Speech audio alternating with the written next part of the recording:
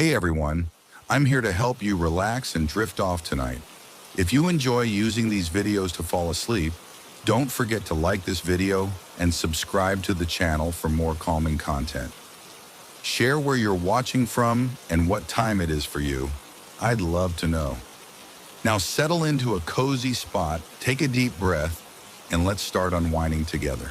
In the small village of Evershade, nestled against the foothills of rugged, timeless mountains, villagers passed down curious stories of a mystical pathway that appeared only when the world seemed to have forgotten how to dream. The elders spoke in hushed, respectful tones about the path of remembered reveries. Some claimed it would reveal itself on nights when the moon was a mere sliver in the sky, shimmering in dewdrops, while others swore that its appearance was heralded by the gentle murmur of forgotten lullabies echoing in the wind. Among those who listened intently to these local legends was a young storyteller named Clara Beaumont. Clara possessed an insatiable curiosity and a heart that still beat with a longing for the impossible. Her grandmother's faded journals had chronicled dreams of flying over stardust, of meeting figures from the distant past, and of realms where wishes took form. With each tale, Clara grew more determined to discover the path for herself, to embark on a journey toward reclaiming those ethereal dreams that life had slowly buried beneath pragmatism and regret. One early spring morning, as Clara wandered through a marketplace filled with fragrant blossoms and the soft chatter of townsfolk, she encountered an elderly peddler with eyes like twilight and hands weathered by time. At his modest stall, amid a collection of peculiar trinkets and faded maps, he offered Clara a small, hand-drawn scroll. "This," he murmured in a voice that trembled with both mystery and compassion, "is an invitation to a realm where dreams are reborn. Follow the path marked by your heart, and you will find that which you have forgotten." The scroll, wrapped in a ribbon of indigo silk and adorned with cryptic symbols, depicted a winding trail disappearing into a forest shrouded in mist. Its ink, though faded by time, glowed faintly like the last ember of a dying dream. With the scroll in hand and her pulse quickened by the promise of the unknown, Clara felt as though fate itself had extended a tender hand, beckoning her to step beyond the confines of her everyday life and into a world where magic and memory intertwined. Guided by the map's inscrutable directions and the quiet murmur of her intuition, Clara set out on her journey at dusk, when the colors of the day softened into the delicate hues of twilight. The landscape transformed under the caress of the fading sun. The air grew cool and alive with the scent of moss and ancient earth. She soon discovered the entrance to the path, a narrow trail emerging between ancient gnarled trees, their branches intertwined like the fingers of old friends, whispering secrets of years long past. The moment Clara stepped onto the path, she sensed an immediate change in her being. The world around her shimmered as if seen through a veil of dreams, and with every step she took, memories began to stir in the recesses of her mind. Faces and places she had long forgotten surfaced like delicate apparitions, and the muted strains of lost lullabies filled the air. It was as though the path itself had the power to summon the forgotten hopes and desires of anyone who dared to walk it.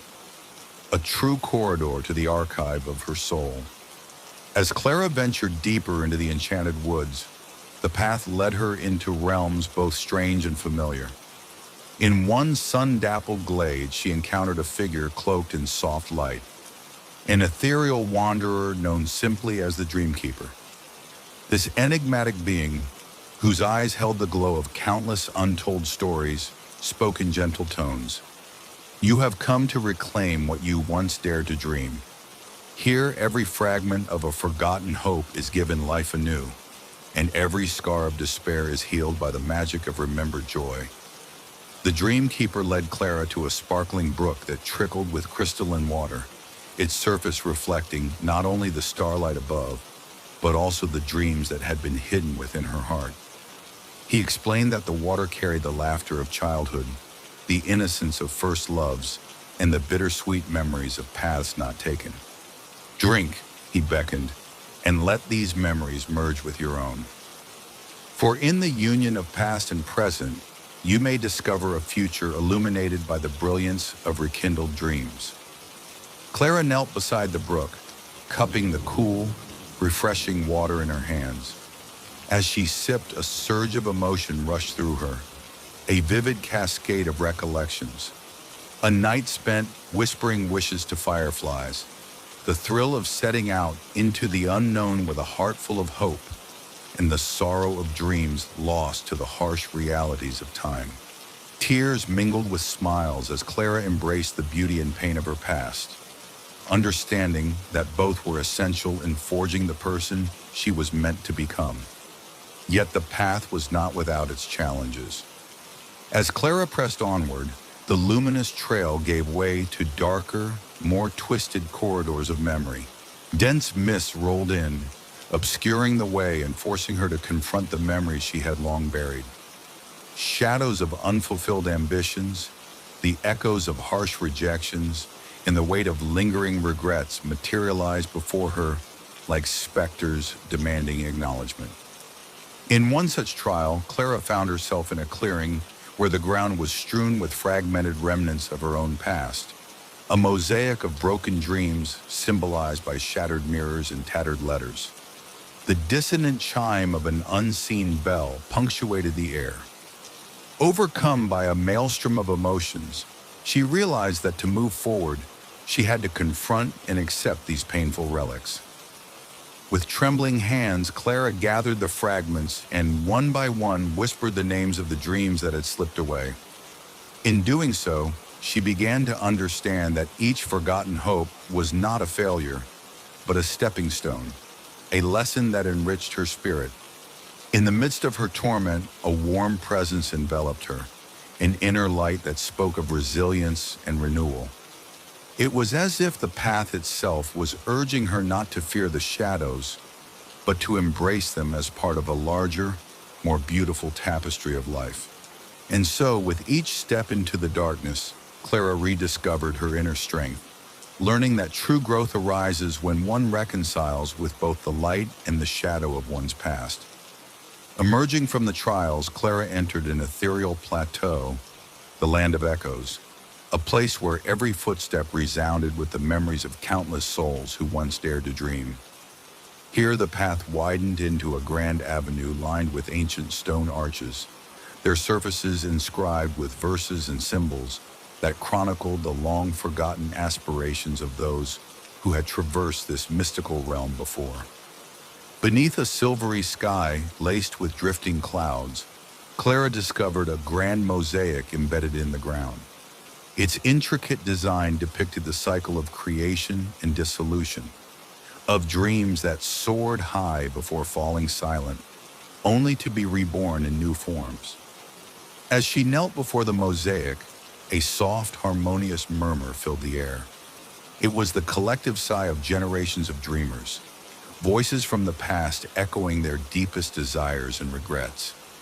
In that moment, Clara understood that the path was not simply a route back to forgotten dreams. It was a continuum, a dynamic force that ensured that no hope was ever truly lost, but merely waiting to be rediscovered in a new light. Inspired by the mosaic's message, Clara spent days meditating beneath its gentle glow. She found that by surrendering her own barriers and allowing the dreams of the past to intermingle with her present, she could glimpse a future where every forgotten hope was rekindled. The land of echoes became a sanctuary of remembrance and possibility, a place where the tapestry of life was woven anew with every mindful breath. Time flowed in a different cadence on the path. Days and nights merged as Clara continued her pilgrimage toward the end of the enchanted trail. Along the way, she encountered other travelers, wanderers who, like her, had been drawn by the promise of rediscovery. There was Julian, a once ambitious painter who had lost his muse to the relentless pressures of commerce. Mara, a former musician whose melodies had been silenced by self-doubt, and even an elderly man named Tobias, whose youthful dreams of exploring far-off lands had been quashed by the burdens of responsibility. In a clearing bathed in the soft luminescence of twilight, the group gathered around a natural spring that glowed with an inner radiance. Here they shared their stories, each narrative a testament to dreams once cherished and later abandoned. As they spoke, the path seemed to absorb their words, echoing back a chorus of hopes reborn. Together they made a pact to support one another in reclaiming the forgotten parts of themselves, to nurture the fragile seeds of ambition that still lay dormant within their hearts. Inspired by their shared journey, the travelers collaborated on acts of creative defiance. Julian began to paint once more, using colors that evoked the hidden beauty of his soul. Mara coaxed a long-forgotten melody from within, her voice rising in a tentative song that carried the weight of both sorrow and joy. Tobias shared tales of adventure and promise, urging the group to believe that age was no barrier to new beginnings. In their union, the path revealed its true power, one that mended broken hearts and rekindled the passion of dreams thought to be lost forever. At long last, the enchanted trail brought Clara and her companions to its ultimate destination, a serene glen where the air shimmered with an otherworldly quiet. In the center of the glen stood an ancient archway, its stones worn smooth by time and adorned with luminescent symbols. This arch, known simply as the Gate of Remembrance, was said to mark the transition from a realm of forgotten dreams to one where new aspirations were born. Gathering together, the travelers stepped through the archway one by one.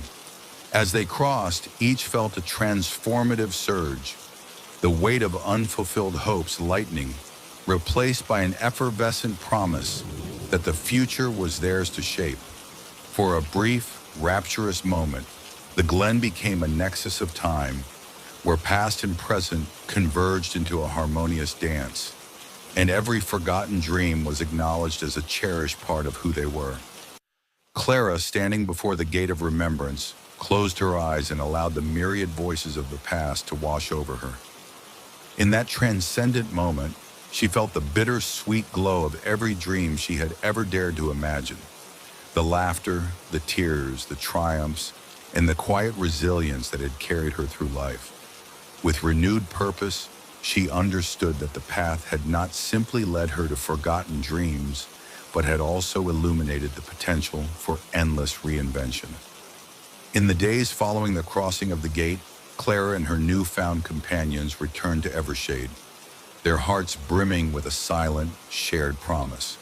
They set about transforming their community, a place once resigned to the fading embers of unfulfilled ambitions, into a sanctuary for reinvention and hope. Workshops sprang up in the village square, where art, music, and literature were celebrated as living expressions of the soul. Elders and youth alike gathered to share stories of dreams, both lost and reborn, and the legacy of the enchanted path became interwoven with the daily life of the town. Clara established a small center of creative healing, where anyone burdened by the weight of forgotten aspirations could come to share their story, reclaim their passion, and find strength in the collective heartbeat of the community. In the gentle glow of lanterns and the soft murmur of inspired conversation, the town of Evershade rediscovered its spirit. What had once been a place of quiet resignation transformed into a realm of vibrant possibility. Each resident a living testament to the power of dreaming once again. Years passed, and the legend of the path that led to forgotten dreams became a cherished chapter in the lore of Evershade. Clara, now a venerable storyteller with silver strands woven through her dark hair, continued to guide new travelers who found themselves yearning for renewal. She often recalled her first tentative steps on that enchanted trail, the thrill of rediscovering the dreams she had once almost lost. Under starlit skies and the gentle cadence of seasons, Clara would tell her grandchildren and the village youth that the path was not a destination, but a journey, an enduring reminder that every dream, no matter how deeply buried, could be revived with courage, love, and the willingness to embrace one's past. The gate of remembrance, weathered by time yet luminous with promise, remained in the heart of the enchanted glen, a sacred portal forever open to those brave enough to seek the potential within forgotten dreams. In every whispered breeze, in every ray of the rising sun that filtered through old trees, the legacy of the path lived on, a gentle, enduring call to all who believed that no dream was ever truly lost, and that within the tapestry of memory and hope lay the seeds of endless possibility. Long after Clara's voice had become a treasured memory among the people of Evershade, the enchanted path continued to beckon to the hearts of many. Pilgrims, artists, and wayfarers traveled from distant lands to walk its winding course, each seeking to reclaim fragments of their own forgotten dreams. They left behind offerings of sketches, poems, and small mementos, tokens of dreams recovered and promises renewed. In the gentle interplay of sunlight and shadow along the trail, these wanderers found solace, inspiration, and the timeless truth that every life is a tapestry of hopes and regrets. The path, with its quiet persistence, taught all who trod upon it that the journey of the heart is never truly finished, and that sometimes to find a new beginning, one must first traverse the memories of what was once cherished and perhaps lost. Thus, the story of the path that leads to forgotten dreams lives on, a sprawling epic of discovery, healing, and eternal possibility. It reminds us that dreams may be forgotten, but they are never gone. They wait patiently in the quiet corners of the heart, ready to guide us toward a future replete with hope, creativity, and the timeless magic of the human spirit. Legends say the candle was forged during an age when magic and mortal life were entwined in inseparable union. In a forgotten valley, shrouded by mist and guarded by ancient oaks, there resided a mystic known only as Serafel. Heartbroken by the loss of her beloved and disillusioned by the cruelty of an impermanent world, Serafel sought solace in the eternal. In her grief, she turned to an obscure art, one that could capture the very essence of light without the destructive force of flame. Gathering rare ingredients under the veil of midnight, a drop of dew from a silvered rose, a shard of mirror from the ruins of a shattered temple, and a thread spun from a ray of dawn, she infused them with incantations passed down by her ancestors. The result was a candle like no other. Its luminous glow was neither fueled by fire nor by oil, but by an ethereal force that pulsed with life itself. For centuries, the candle that burns without flame lay hidden in the recesses of dusty vaults, its secrets safeguarded by mystical orders and scholars who understood that the light it cast was both a blessing and a portent of change. In modern times, the once forgotten candle found its way into the hands of Eveline Hart, a resourceful and introspective antiquarian in the sleepy town of Greywood. Eveline, known for her quiet dedication to preserving relics of lore, discovered the candle in an old trunk left by her great-grandmother, a woman rumored to have had an uncanny connection with forces beyond mortal ken. At first, the candle appeared as an unassuming artifact, a delicately crafted votive, its surface etched with intricate arcane symbols and celestial patterns. But the moment Eveline unwrapped it, a soft, ambient light emerged. It did not flicker like the tender dance of a traditional flame. Rather, its glow was constant and unwavering, as if it were powered by some ineffable energy. The discovery stirred something deep within Eveline, a mixture of awe, apprehension, and an undeniable curiosity. Drawn to its enigmatic radiance, she dedicated herself to unearthing the candle's origins, poring over letters, diaries, and obscure manuscripts that hinted at its mystical past. In a series of painstaking investigations, She learned that the candle was reputed to be both a harbinger and a healer, an object that could reveal hidden truths, guide those lost in darkness, and even bridge the realms between the living and the forgotten. As news of the candle's reappearance spread quietly among the circles of scholars and mystics, those with burdens too heavy for the everyday world began to seek out Eveline. Among them was Thomas Merrick, a former historian whose career had been sidelined by tragedy.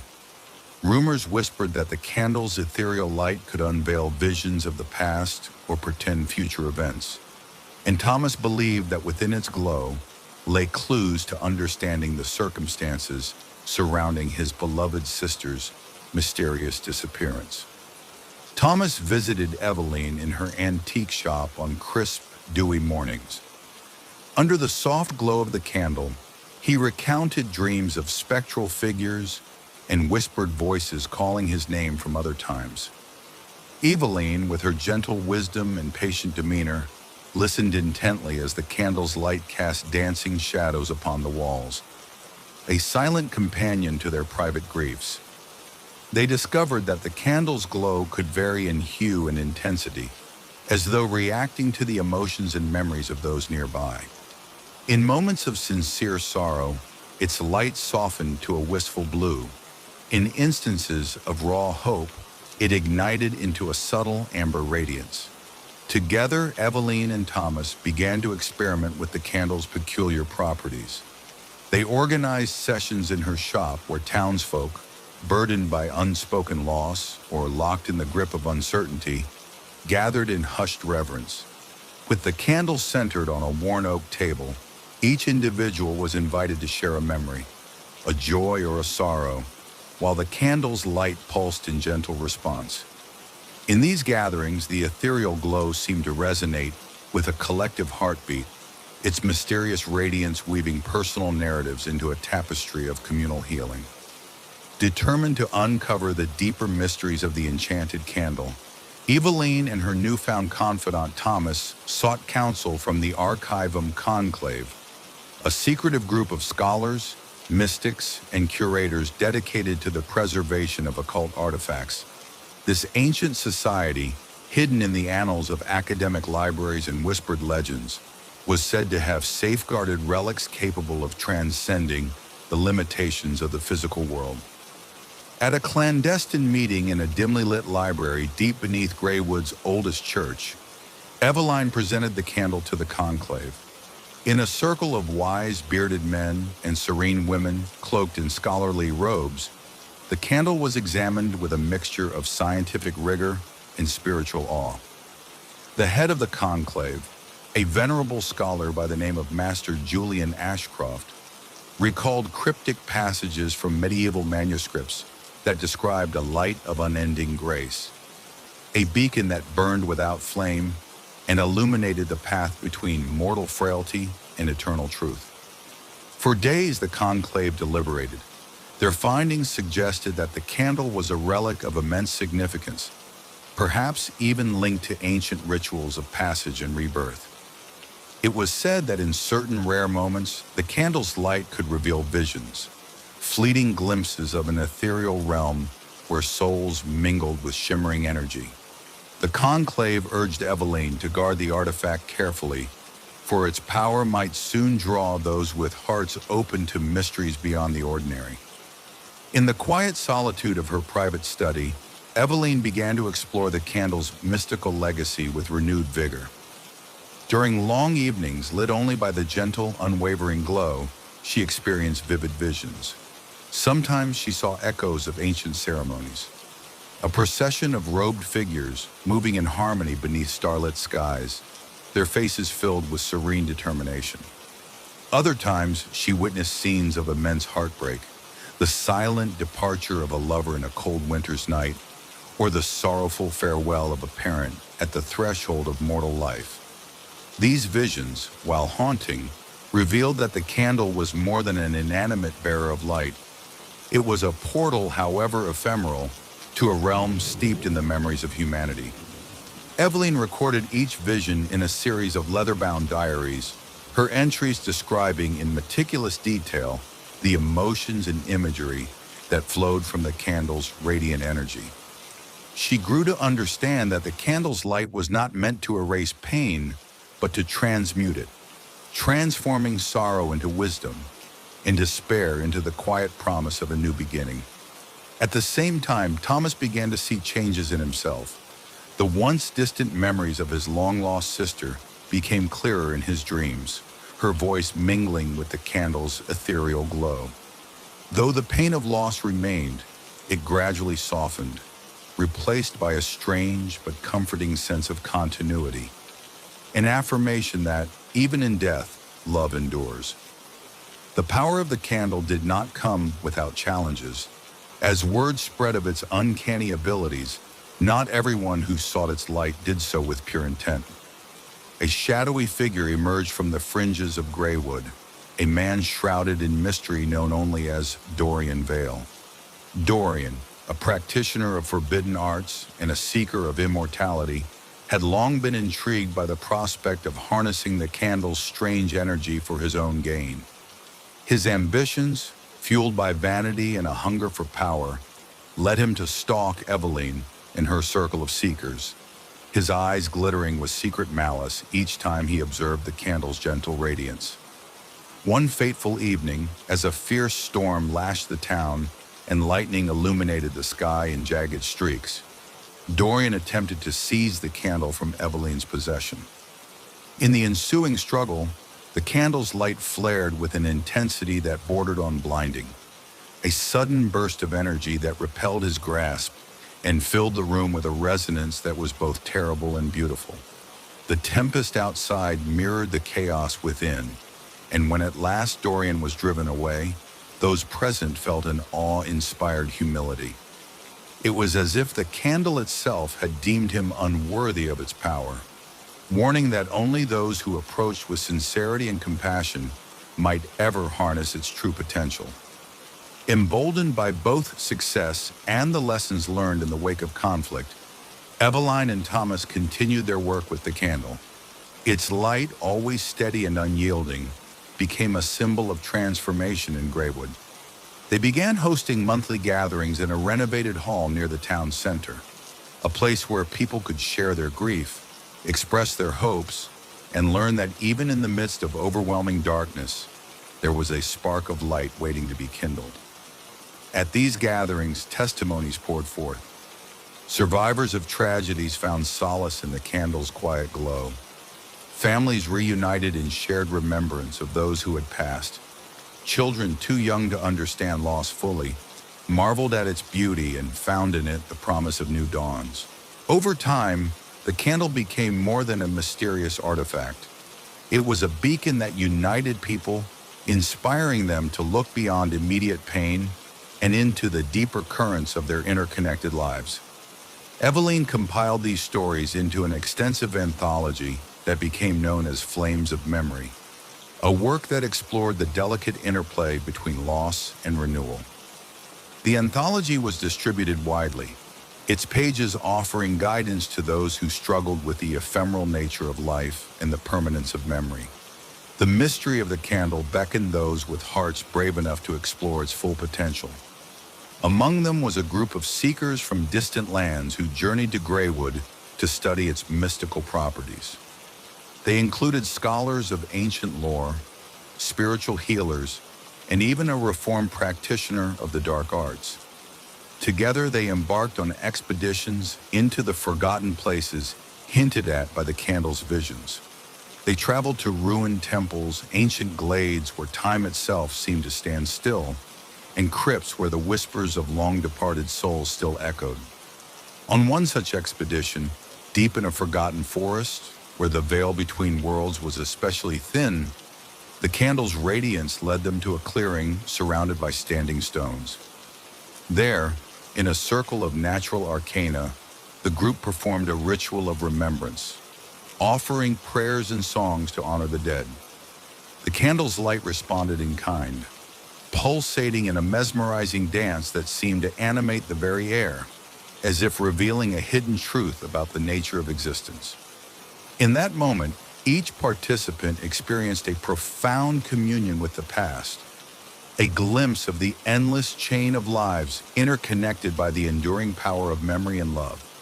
Their collective experiences were later recorded in detailed accounts, further enriching the tapestry of lore surrounding the artifact. As the candle's legend grew, so too did the burdens borne by its keepers.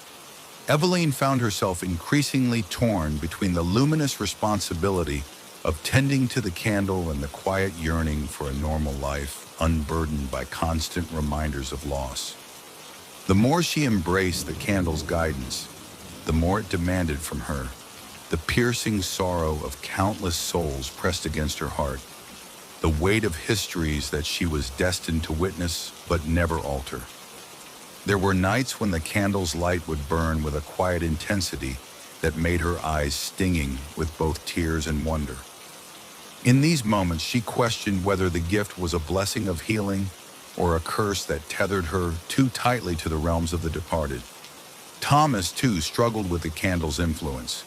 His dreams were haunted by visions of his sister and other long-lost loved ones, their whispers urging him to confront memories he had long tried to bury. The candle's ethereal glow served as both a balm and a reminder, a symbol of the undying bond of love, and yet at times an unrelenting mirror that reflected the deep, unhealed wounds of his past. In the midst of these trials, both Eveline and Thomas learned that true healing was a path marked by both light and darkness, a difficult balance, one that required unending courage and compassion. Their personal struggles, however, sparked a broader transformation within the community. Townsfolk began to recognize that while the candle was an object of mysterious power, its true essence lay in the resilience of the human spirit, a spirit that could endure the sorrows of the past and forge a hopeful future. The lessons of the candle, replete with both triumph and heartache, gradually wove themselves into the cultural fabric of Greywood, serving as a quiet reminder that every ending paved the way for a new beginning. Years turned into decades, and the legacy of the candle that burns without flame only deepened.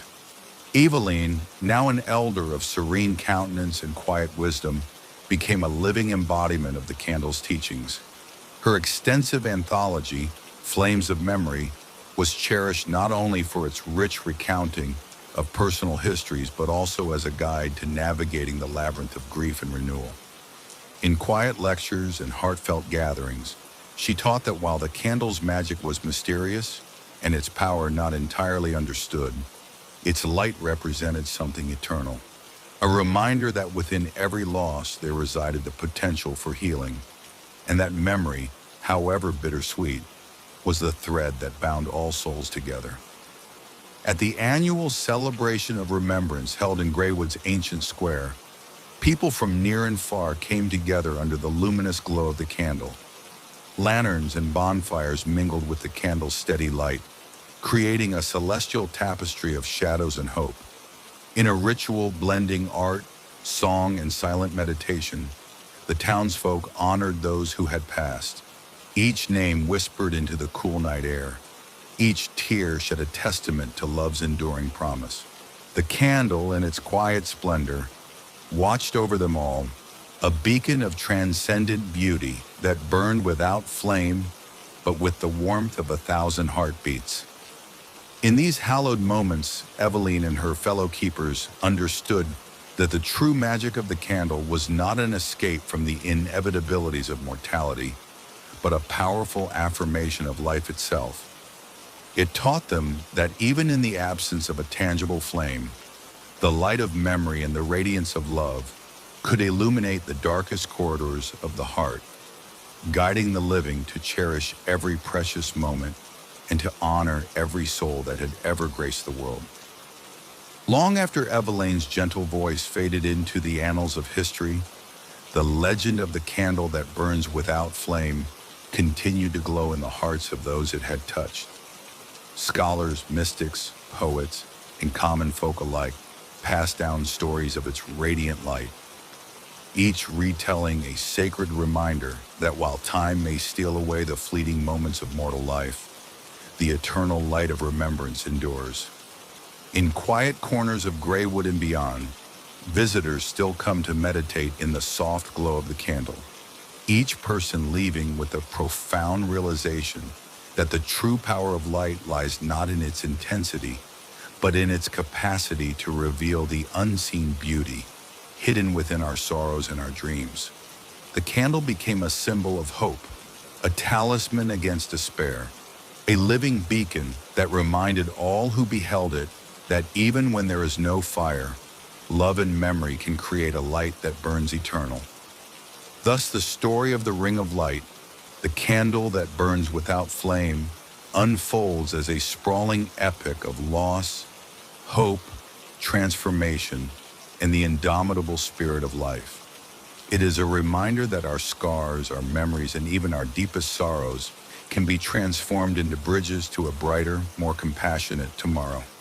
And so, as the candle's gentle radiance continues to illuminate the darkness, its legacy endures, a timeless beacon for every soul daring to find light in the unyielding depths of night. Centuries passed, and the tale of the ring faded into myth. Only a few ancient scrolls and whispered legends among rural folk spoke of a cursed ornament, a ring with the power to connect its bearer with spirits from beyond. In the quiet village of Ravenhurst, where superstition and mystery intermingled in the fog-draped evenings, the ring was spoken of in hushed tones. Many believed that its uncanny power could grant warnings of impending tragedies or secrets of the past. Yet others warned of a terrible price, the loss of one's own essence to the restless dead. It was in this village that Isabella Renard, a young woman with eyes the color of twilight and an insatiable curiosity for the occult, discovered the cursed heirloom. Working in her late grandmother's attic, amongst faded portraits and brittle letters, Isabella's trembling fingers brushed against a small velvet-lined box. When she opened it, nestled in layers of yellowed parchment, lay the ring, its silver surface glimmering mysteriously in the dim light. Unbeknownst to her, this chance discovery would mark the beginning of a journey into realms both wondrous and dreadful. Isabella's initial fascination soon turned to trepidation when she slipped the ring onto her slender finger. At first, nothing appeared to change. Her reflection in the mirror remained her own, and the air around her seemed unchanged. However, that very night, as a silver mist crept through her bedroom window, she heard a soft murmur, indistinct, almost like a half-remembered lullaby.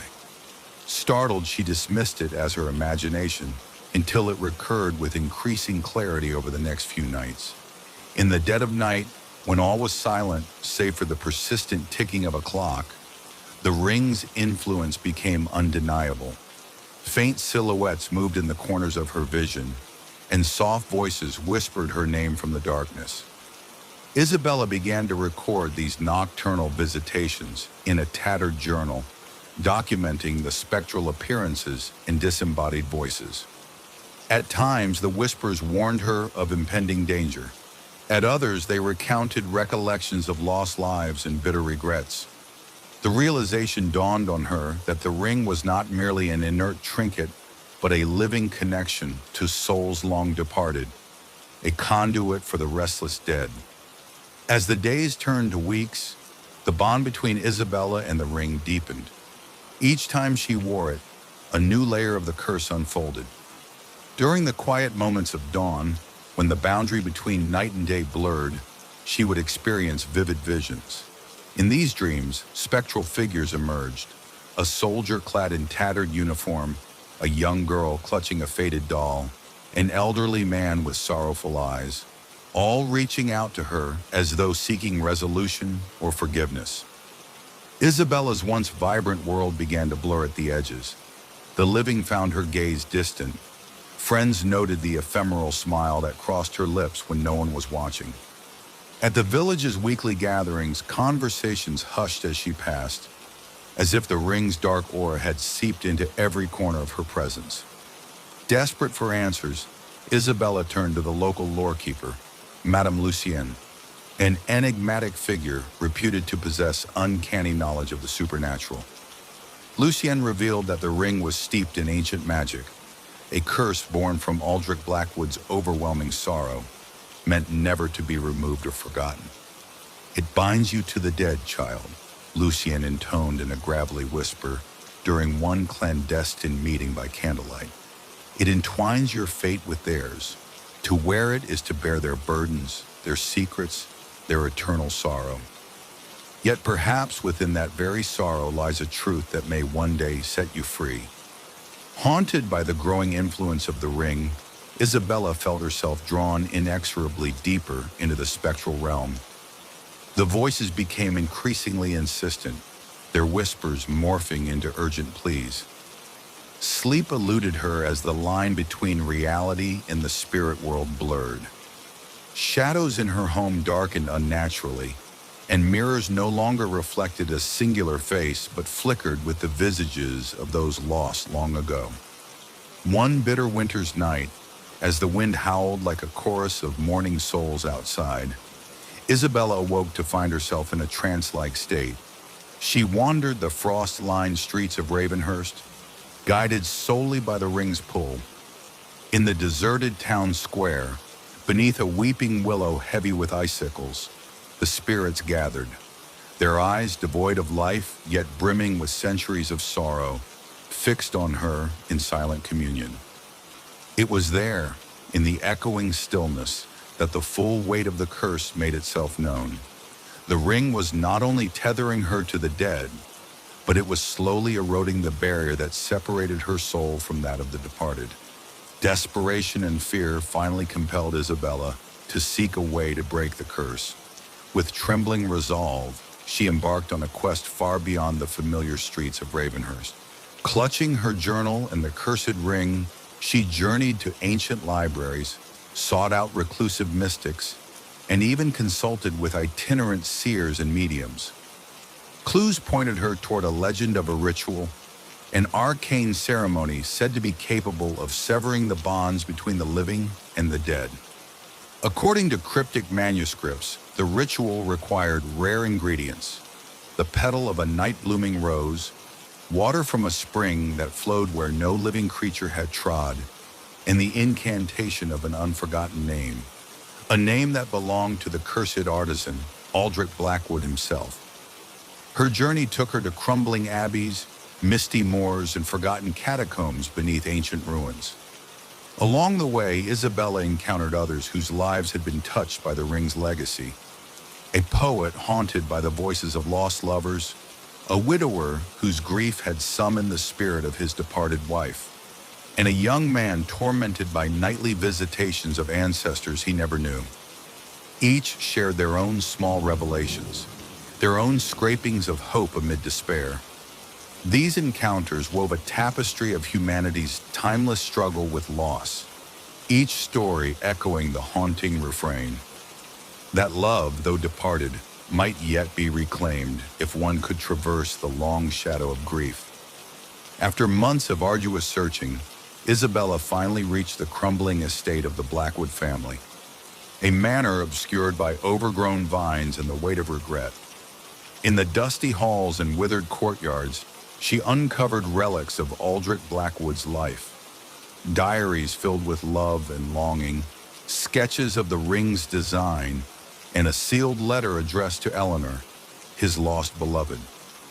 The letter, written in quivering script, revealed the depth of Aldrich's anguish and his desperate hope to bind together not just his own spirit, but that of his love to transcend the mortal plane. Isabella felt a shattering kinship with Aldrich's eternal sorrow. The letter spoke of the ring as not merely a curse, but as a paradox. Its gift was the promise of eternal remembrance. In that revelation, she discerned a glimmer of possibility. Perhaps the way to free herself was not to erase the memory of loss, but to honor it and transform it into a force for healing. With this understanding, she resolved to complete the ritual using the ingredients foretold by the ancient texts. Under a sky heavy with a harvest moon, Isabella prepared for the ritual in a secluded clearing deep within an ancient forest. She arranged the rare night-blooming rose, its petals glowing softly in the moonlight. beside a bowl filled with water drawn from a hidden spring, rumored to be untouched by mortal footsteps. Her heart pounded as she read aloud the incantation, words woven from the fabric of sorrow, hope, and the unforgotten name of Aldrich Blackwood. As her voice trembled in the stillness, the ring's silver glow pulsated in response, as though its dark magic recognized the summons.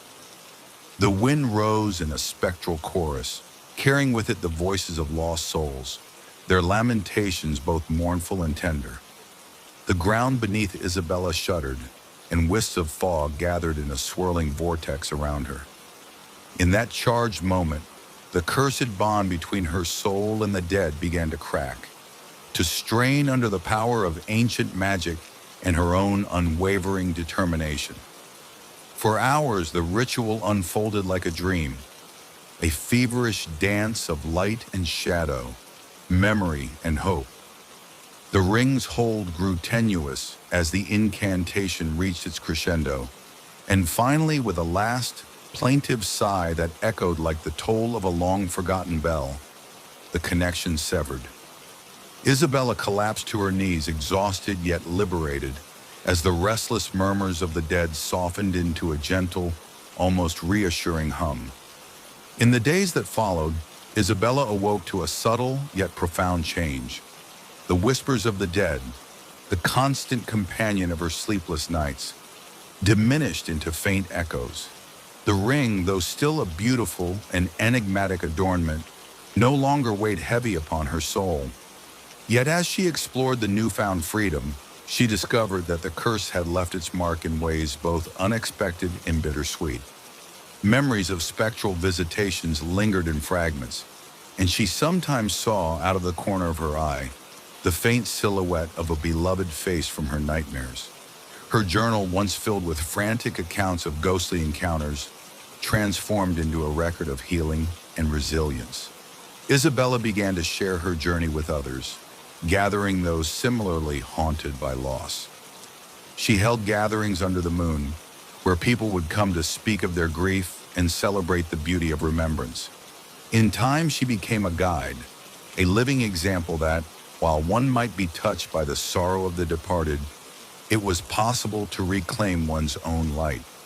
Years passed, and the story of the cursed ring and its ultimate undoing became a legend in Ravenhurst and beyond.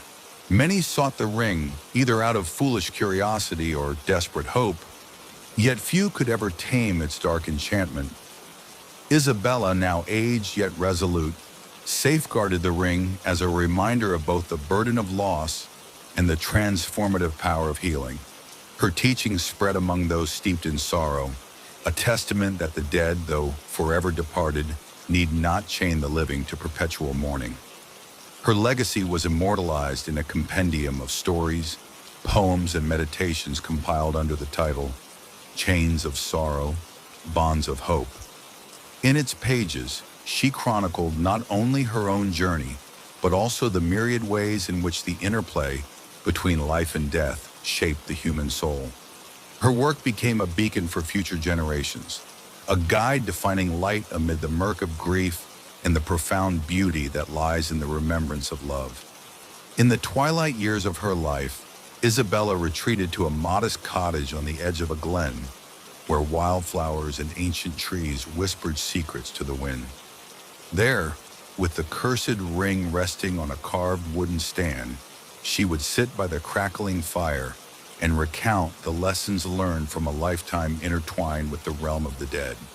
Her eyes, though touched by sorrow, shone with the glow of wisdom and the comfort of having overcome the oppressive chains of loss. On crisp autumn evenings, villagers and wanderers alike would journey to her cottage, seeking the solace of her stories. They found in her words a reassurance that the past, while indelible, could be transformed into a living memory, a source of strength to guide the uncertain steps of the present. And as the seasons turned, the cursed ring came to symbolize a promise that every shadow of loss cast upon the heart could be illuminated by the tender light of remembrance, forgiveness, and ultimately, rebirth.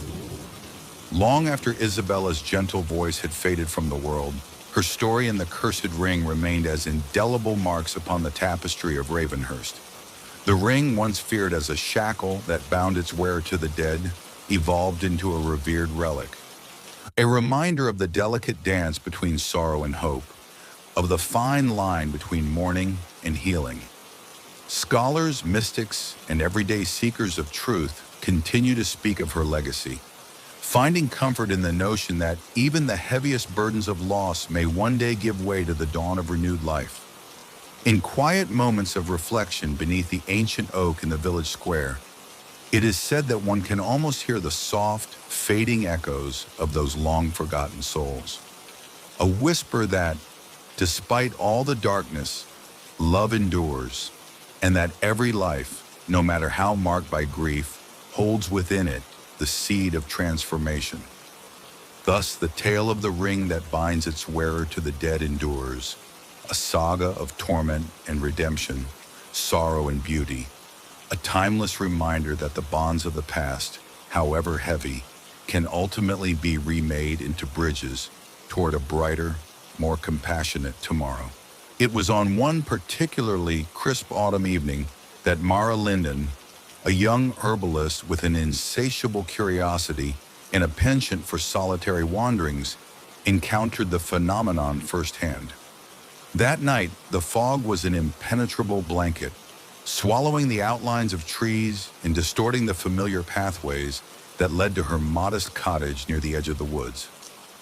Mara was returning from her daily foraging when she noticed an unusual glimmer, a series of warm, amber lights suspended in the distance. Drawn as if by a magnetic force, she followed the flickering luminescence until it led her to the outskirts of a clearing she had never seen before. There, before her eyes, an entire market had sprung into existence. Stalls fashioned from aged timber and woven fabrics formed rows along a cobblestone path that shimmered softly beneath the ghostly light of lanterns. A gentle hum of voices, laughter, and murmured exchanges wafted through the air. It was as if the fog had given birth to an entirely new realm. As Mara stepped hesitantly into the market, her heart beat with a mixture of awe and trepidation. The vendors, strangely dressed in garments that evoked distant eras, offered wondrous wares. There were baskets brimming with iridescent fruits that pulsed with an inner glow, exquisite trinkets fashioned from moonstone and silver, and ancient scrolls adorned with cryptic sigils. One stall in particular caught Mara's eye, a humble setup draped in azure silks, where an elderly man with eyes like weathered marbles beckoned her closer. "Welcome, traveler," he intoned in a mellifluous voice that resonated with a timeless quality. "This market appears only to those who seek more than simple commerce. Here, every purchase is an exchange of memories, hopes, and at times, sacrifices." Intrigued, Mara inquired about a small vial of shimmering, translucent liquid displayed in a crystal case. The old man explained that the vial contained dew of the first dawn, a rare elixir said to unlock hidden strengths and heal wounds both physical and emotional. But such a boon came with a warning. The price might be more than one could afford. A memory, a cherished secret, or perhaps an abandoned dream. The market was as diverse as it was enchanting. A stall draped in obsidian lace offered time-forgotten tokens, ornate coins that carried the stories of lives long past. A young woman with silver hair presided over another stall, selling fragments of lost songs. Rolled parchments inscribed with notes that promised to evoke emotions buried deep within the listener's soul. Mara wandered slowly along the labyrinthine pathway, absorbing each detail. The air was rich with spices and perfumes unknown, mingled with the damp freshness of the fog. Her senses were overwhelmed by the interplay of light and shadow as the lanterns cast wavering patterns on the ancient cobblestones. Every trader seemed to embody a facet of history, a whisper of centuries lost yet preserved within this ephemeral carnival. In one corner, a weathered storyteller recounted the legend of the market's origin. He claimed that long ago, an enigmatic sorcerer, grieving the loss of his beloved, had conjured the market as a sanctuary where time could be bartered and memories could be relived. His words, though laced with melancholy, carried an undercurrent of hope, a promise that even the deepest sorrows might transform into something beautiful. As hours melted away into an indeterminate twilight, Mara felt a stirring inside her, a desire to reclaim a piece of her past. She remembered a lost moment, a cherished memory of her grandmother's lullabies and the comforting aroma of baked bread in her old kitchen. Drawn inexplicably toward a stall where a wise-looking woman arranged delicate porcelain figurines, Mara hesitated, then spoke softly. Can I barter for a memory?" The woman's eyes shone with understanding. "Of course," she replied, handing Mara a small talisman that throbbed with a gentle warmth. "For the right price, the past can be relived. But be warned, once given, the memory is no longer yours. Trade with caution, for every piece of history carries with it the weight of joy and sorrow." Mara closed her eyes, summoning the bittersweet recollection of her grandmother's voice and the warmth of that bygone era. In that moment, the market's ambient murmur grew louder, as if bearing witness to the exchange. When she reopened her eyes, the memory was gone, replaced by a profound sense of loss, and surprisingly, a glimmer of comfort, as if she had been reconnected to the woman who had loved her so unconditionally. Days later, back in her humble dwelling on the edge of the woods, Mara could not shake the experience from her mind. The fleeting hours at the market haunted her dreams, filling them with vibrant images of possibilities and unknown destinies. Compelled to understand more about this mysterious apparition, she began to search through ancient texts and local folklore. In the village's creaking library, she discovered references to a fabled market that existed between worlds, a transient intersection where time and fate converge. Scholars had long speculated that the market was not bound by the conventional flow of time. Instead, it lived in the interstice of reality and myth, appearing only when the natural barriers between the mundane and the magical blurred in the thick of the fog. This revelation deepened Mara's resolve. If the market was a place where one could trade memories for healing, perhaps it held clues to resolving her own inner turmoil. Driven by an urgency she could neither explain nor ignore, Mara prepared for a return journey. On a moonless night when the fog crept higher than ever before, she ventured out with nothing but a lantern, a worn journal, and a heart full of questions. The landscape had changed in the gloom. Shadows danced with deceptive allure, and every rustle in the underbrush hinted at secrets yet to be revealed. The familiar amber glow of the market emerged through the billowing fog, as if summoned by her yearning spirit. This time Mara was not alone. Along the narrow pathway leading to the market, she encountered others who had been drawn by the same mysterious call. Among them was a stoic wanderer named Corin, whose eyes held the solemn certainty of one who had traversed countless twilight roads, and a sprightly young musician named Isla, whose soft laughter belied a lifetime of heartache. Together they joined forces, pooling their knowledge and experiences. Each participant carried their own burden, a lost love, an unfulfilled promise, or a secret longing, and hoped that the market might hold the key to healing their innermost wounds. Their companionship, forged in the crucible of mystery and the delicate magic of that ephemeral place, added yet another layer to the unfolding tapestry of the market's lore. As the group traversed the shifting stalls of the market, more truths revealed themselves with every whispered conversation and exchange of trinkets. Corin, who rarely spoke of his past, confided in Mara during a quiet intermission between the market's mystical transactions. He recalled a time when the market had saved his family from ruin, providing not only material wealth, but the intangible gift of hope. His eyes filled with gratitude as he recounted how, on one fateful night, He had traded despair for the courage to start anew. Isla, the musician, shared her story of loss, of a love so profound that even silence seemed unbearable. She explained how she had bartered a cherished melody, an echo of her lover's laughter, in return for the strength to sing again. The market, she believed, was more than a repository of curiosities. It was a living, breathing entity that nourished the soul by stitching together the frayed edges of memory. In one of the market's shadowed corners, an enigmatic figure draped in midnight blue offered them guidance in the form of a rare artifact, a compass whose needle quivered with a faint, otherworldly light. The figure explained that the compass was a guide not just to physical destinations, but to paths hidden within one's heart. Follow your inner direction, and the fog will always clear, the figure murmured before melting back into the spectral crowd. Despite the market's wonder and the solace it seemed to provide, a somber truth began to emerge.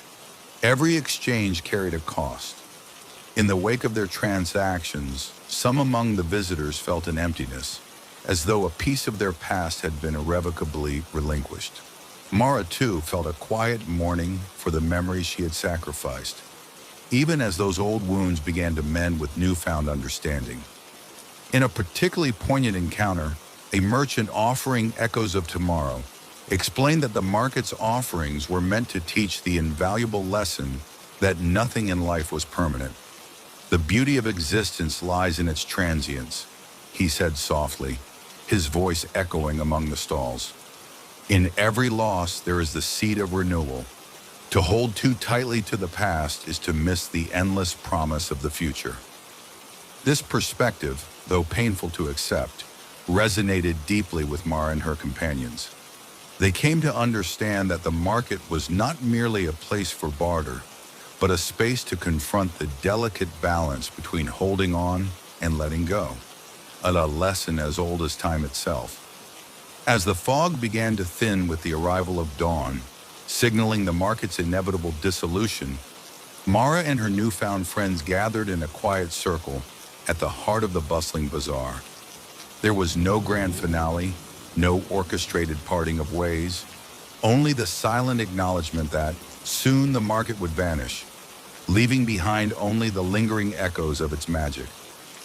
In that bittersweet moment, each traveler made a final, poignant exchange. Corin passed on a small amulet to Mara, a token of gratitude and a reminder that even in the darkest hours, hope shone like a beacon.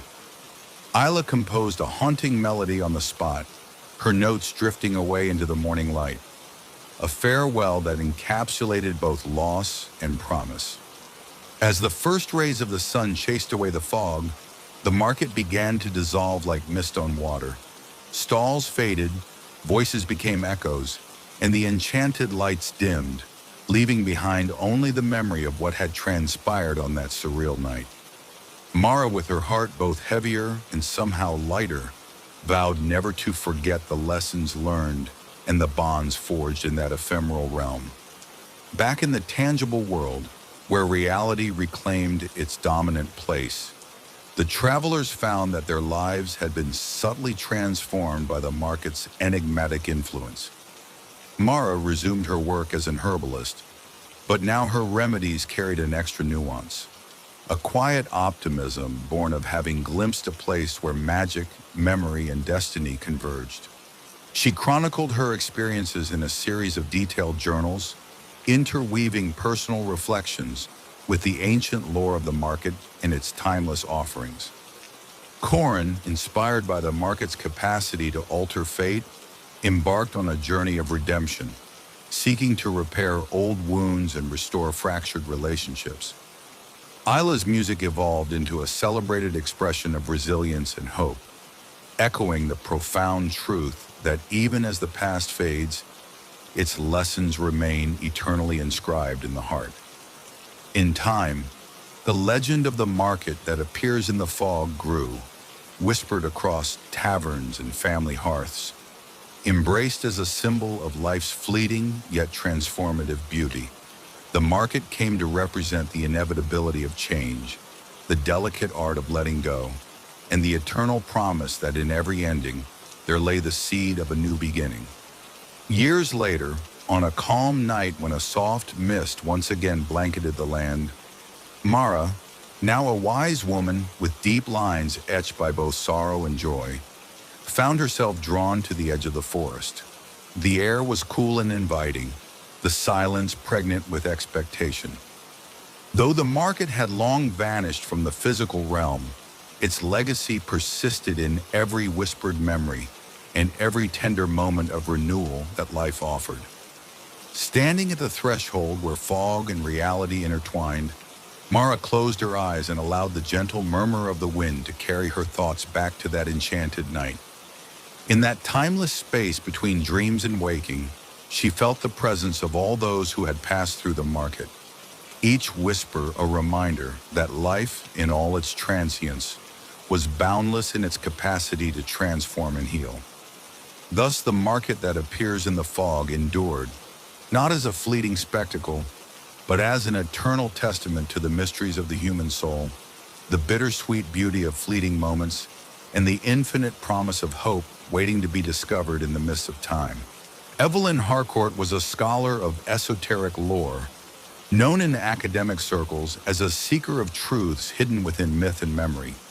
While researching in the dusty archives of the University of Eldergrove, she uncovered references to an ancient portal said to connect to another dimension. Intrigued by cryptic texts and faded maps, she followed clues that led her deep into the heart of the Whispering Wood, a realm where every rustle and sigh seemed to carry secrets of untold power. Under a pall of twilight, Evelyn, accompanied by her lifelong friend and meticulous chronicler Daniel Finch, set out on an expedition into the woodland. Their footsteps stirred fallen leaves and awakened creatures that had slumbered undisturbed for centuries. The deeper they ventured, the more the familiar boundaries of the forest seemed to dissolve into a dreamlike state. There, partially obscured by ivy and ancient oak limbs, they discovered the gate, a grand archway of stone carved with strange runes and symbols that pulsed faintly in the hush of the gathering dusk. In that moment, the boundary between legend and reality blurred, and the air seemed to vibrate with an unseen energy. For days afterward, Evelyn and Daniel pored over their discovery. They uncovered manuscripts in forgotten libraries and listened intently to the oral traditions of the nearby village of Ashgrove.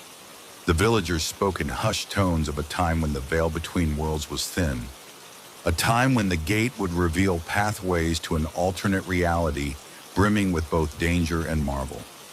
According to the lore, the gate had been constructed by ancient mystics as a safeguard against cosmic imbalance, a means by which lost souls, renegade deities, and benevolent spirits could traverse realms.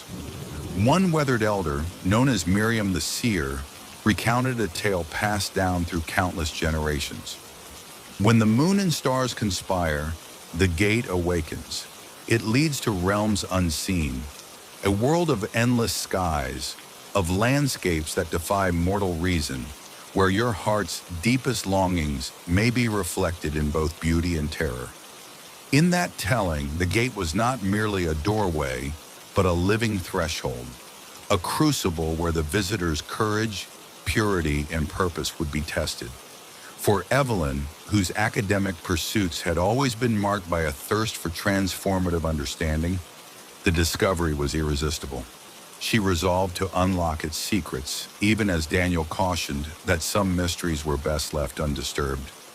In the weeks that followed, Evelyn and Daniel returned repeatedly to the hidden clearing where the gate stood sentinel. They recorded the shifting interplay of light and shadow on its ancient surface, noted the patterns that pulsed like a heartbeat, and deciphered fragments of inscriptions that hinted at rituals of passage. During long nights lit only by flickering campfires, they debated the wisdom of crossing the threshold. A series of inexplicable signs, a flock of silver birds hovering silently, a sudden quiver in the earth beneath their feet, and a subtle hum that resonated in the stillness, seemed to beckon them forward. Convinced that the moment was at hand, Evelyn prepared for the journey by seeking guidance from Miriam the Seer. Clad in garments embroidered with symbols of both mourning and hope, Miriam handed Evelyn an ancient talisman. "This charm," she murmured, "carries the echoes of those who have safely traversed the gate. It will be your beacon in the darkness beyond." With both trepidation and resolve, Evelyn, Daniel, and a small retinue of trusted friends, each drawn by a personal yearning for meaning, set their sights on the portal. They gathered their supplies, their writings, and a deep well of courage. That evening, beneath a canvas of twilight and with hearts synchronized in cautious anticipation, they approached the gate. As the group stepped before the towering archway, the atmosphere shifted. The ambient temperature plummeted, and an otherworldly silence swallowed the usual nocturnal chorus of crickets and rustling leaves. The runes along the gate glowed with an otherworldly luminescence, casting long, wavering shadows around them. In unison, the companions raised their talismans, whispering prayers and hopeful incantations that mingled with the soft hum of energy emanating from the gate. A sudden surge, a tidal rush of wind and indistinct murmurs engulfed them. Time seemed to slow, and the boundary between the physical and the metaphysical dissolved like mist in the morning sun. In that miraculous, terrifying instance, the gate swung open silently, revealing a vista of impossible wonder, a realm that defied the conventional laws of nature. Beyond the arch lay a landscape of surreal splendor, a world where iridescent rivers wound through fields of luminescent flora, where skies shifted colors in a ceaseless dance, and where gravity itself appeared to soften, allowing the air to be as fluid and dreamlike as water. The path that stretched before them was bathed in an ethereal glow, and in the distance, vast mountains floated lazily, their peaks touching a sky that shimmered with celestial hues. Compelled by the lure of discovery, the group stepped through the gate. Their entry into this uncharted dimension was accompanied by a cascade of sensations, a gentle lifting of the spirit, a simultaneous thrill and dread, and a vivid rush of colors and emotions that defied simple description. In this realm, sound and silence coalesced into a cosmic symphony, each note resonating with the vibrations of unseen realms. Evelyn, at the forefront of the group, led them along a pathway paved with luminescent stones that pulsed softly beneath their feet. Daniel, ever the meticulous chronicler, recorded every detail, the patterns of light, the whispered voices that seemed to emanate from the very air, the fragments of songs that told ancient tales. As they advanced, they discovered evidence of civilizations that once flourished in this dimension. Crumbling archways adorned with symbols of both sorrow and triumph, intricate murals depicting cosmic cycles, and relics that sparkled with an inner glow. Yet not all that they encountered was serene. At intervals, the travelers faced surreal challenges designed to test their resolve. In one valley, a shifting fog obscured their path, forcing them to rely on nothing but their inner intuition and the reassuring glow of their talismans. At another bend, an echo of past regrets manifested as spectral illusions, prompting each to confront memories best left buried. Lost loves, abandoned dreams, and the inexorable passage of time. Through these trials, the group discovered that the realm was not simply a passive conduit, but an active interlocutor, urging them to reconcile with the fragments of their past in order to move forward. Deep within the heart of this other world, as the travelers reached a vast plateau above rolling, iridescent clouds, they encountered beings that seemed as old as creation itself. These beings, the guardians of the liminal realm, materialized in forms both terrifying and beautiful. They wore regal masks crafted from stardust and carried staffs that glowed with the power of ancient wisdom. Their voices, resonating with both gentleness and authority, greeted the travelers in a tongue that transcended language. The lead guardian, a figure known simply as Marian, explained that the realm they had entered was one of transition, a dimension where souls prepared to continue their journey beyond physical existence or to return, enriched by newfound insight. You have crossed the threshold not merely to explore, Marian intoned, but to confront your deepest truths. Every path in this realm is a mirror. What you see is the essence of your being, your dreams, your sorrows, and the light that persists in spite of it all. The guardians offered assistance, guiding the travelers to sanctuaries where they could rest, reflect, and find answers to the riddles of their own hearts. In these hallowed spaces, each companion was granted a private audience with visions of their possible futures, a glimpse of destinies shaped by the choices of pain and redemption. For Evelyn and Daniel, these revelations were bittersweet. Evelyn saw the transformative power of embracing life's impermanence, while Daniel witnessed the healing that comes from accepting loss. The guardians informed the travelers that, to journey further into the heart of the realm and ultimately determine their place in the continuum of existence, they must pass through a series of trials. These trials, timeless in their design, reflected the inner landscapes of the soul. The first trial was that of the mirror of memory, where they were confronted with vivid reenactments of their most poignant experiences. Some saw their childhood dreams, others witnessed painful moments of regret, and all were forced to confront the myriad emotions that had shaped them. In the next trial, known as the crossroads of choice, the travelers encountered paths that diverged with impossible clarity. One way promised eternal solace and the chance to remain in this liminal paradise, while another beckoned them back to the mortal coil with the wisdom of the other side. The decision was not presented lightly. Each traveler was urged to weigh what they had lost against what they still hoped to gain. For some, the pull of the familiar, tangible world was irresistible. For others, the call of eternal enlightenment burned brighter than the ties that bound them to mortal life. Evelyn, torn between her scholarly desire to understand the cosmic truths and her deep, unyielding love for those she might leave behind, felt the weight of this decision acutely.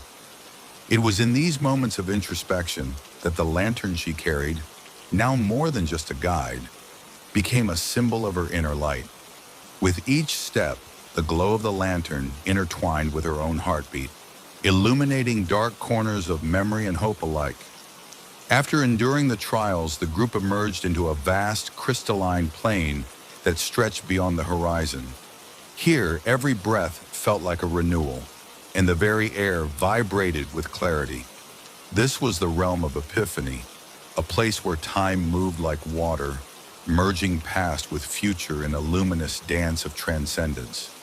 The travelers marveled at the sight of iridescent flora that swayed to a silent rhythm, and of streams that carried voices of long-gone ancestors, their whispers blending into an eternal song of existence.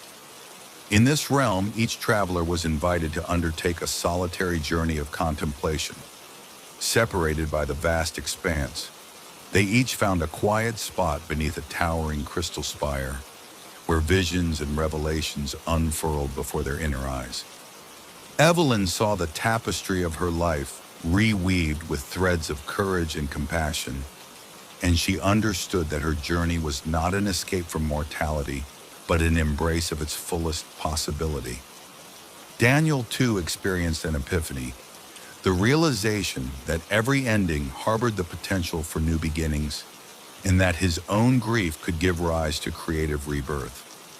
This period of introspection was marked by moments both ecstatic and deeply sorrowful, a reminder that the path to true understanding is forged in the interplay of light and darkness. In the quiet solitude of the realm of Epiphany, the travelers felt a profound connection to the universal heart, an echo of all souls who had ever dared to dream or to grieve. As the luminous plains gave way to a shimmering portal of light, the final threshold back to the mortal realm or onward to an eternal rest, the guardians reappeared. Marian addressed the assembled travelers with a voice that resonated with the echoes of the cosmos. You stand now at the crossroads of destiny, he declared. Your hearts have been laid bare, and your truths unveiled. What you choose in this moment will not only define your path, but also echo throughout the tapestry of existence. Before the portal lay two emanations of light. One glowed with the warm, enduring familiarity of the world the travelers had left behind, with its bittersweet symphony of joy and sorrow, the laughter of children, and the steady pulse of everyday life. The other shimmered with the radiant promise of the unknown, a realm of eternal rest, enlightenment, and unity with the cosmic whole. One by one, the travelers made their choices. For some, the pull of mortal connection was too strong. They stepped into the light that led back to the world of flesh and fervent, imperfect love. Others, having reconciled with their deepest truths, chose to remain in that mystical continuum, their souls merging with the eternal dance of existence. Evelyn, with her spirit both heavy with love and buoyed by newfound understanding, took a final, long look at the luminous portal. With a steady hand, she lifted her cherished lantern and stepped forward into the portal of the living world, determined to carry the wisdom of the other realm with her.